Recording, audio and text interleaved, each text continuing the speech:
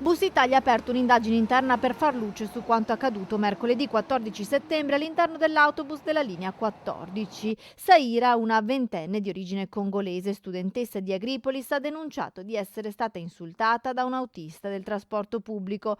Secondo il racconto della giovane, al momento di scendere dal mezzo, il conducente avrebbe tenuto chiuse le porte e chiesto il biglietto alla giovane, che si è rifiutata di farlo, dato che l'uomo lo aveva chiesto solo a lei e non agli altri passeggeri.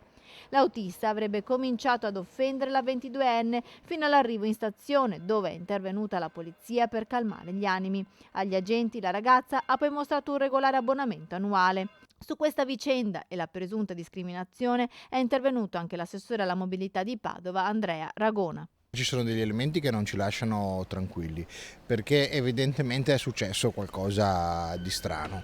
È alquanto strano che venga chiesto un biglietto all'uscita, perché l'autista può verificare, ma lo verifica in entrata, quindi effettivamente c'è qualcosa che non ci torna, e questi fatti, se confermati, bene che la ragazza abbia fatto denuncia, ci portano a una considerazione: che quello che è successo è assolutamente inammissibile. Non sono ammissibili le discriminazioni, non lo sono sul trasporto pubblico e non lo sono nella nostra città, per cui bene che l'azienda abbia aperto un'inchiesta, bene che le forze dell'ordine stiano indagando per capire effettivamente cosa è successo e per andare a individuare il responsabile ed eventualmente anche farlo pagare, perché le discriminazioni sono un'onta per la città e sono un'onta anche per tutti gli autisti che lavorano bene, fanno bene il loro lavoro.